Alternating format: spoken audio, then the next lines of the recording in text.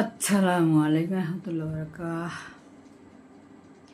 একটা কথা আছে যে অনুমান আর সন্দেহের ভিত্তিতে যারা কোনো সমাধান নেয়, মানে কথার ফয়সালা হোক, সমাধান তো যে বিচার করে সে নেয়, কিন্তু মানে যে বিচার করে চায় বা করে, কিন্তু যারা মেরিট ডিমেরিট আমরা সমাজে বলি নেটিজেনরা, তাদের ক্লিয়ারলি সব না জেনে কিছুই বলা উচিত না। কারণ এখন ক্লিয়ারলি যখন হয়েছে, যেমন সাঙ্গ হইল, সেটা সময় পড়েছি আমরা বানরের এই যে গাধার সাঙ্গ হলো দড়ির খেলা, বানররা সব হাসে, কান হারিয়ে গাধা শুধু চোখের জলে ভাসে।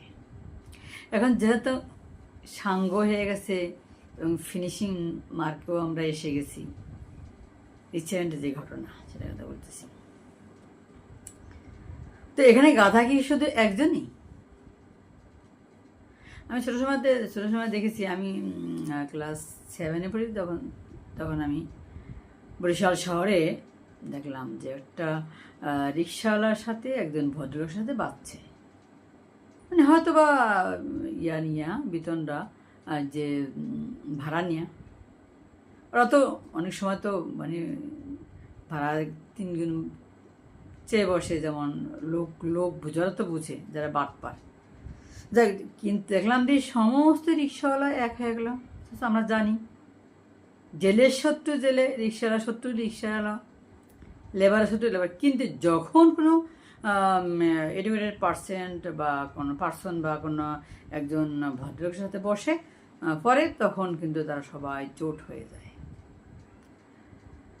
তো এখানে আমি বলবো ফিনিশিং তো অলরেডি হয়ে গেল, যেহেতু আমাদের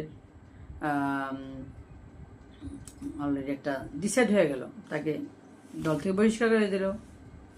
কিন্তু দেখেন, আমি সবাইকে বলবো যে বেডরুমের যে ভিডিওটা, এটাকে অবশ্যই মেয়ে ভিডিওটা ফিট করে নেয়।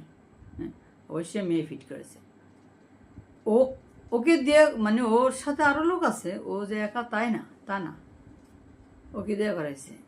আর যে লোক ভদ্রলোক বলি আমরা, ভদ্রলোক তো তাকে বলে না, চরিত্র ভালো ভদ্র। আমাদের তো আসলে আমাদের দেশে তো, বা আমরা বাংলাদেশে তো এখন মানে উচ্চ ফ্যামিলি, হায়ার এডুকেট, মানে যাকে বলে বড় লোক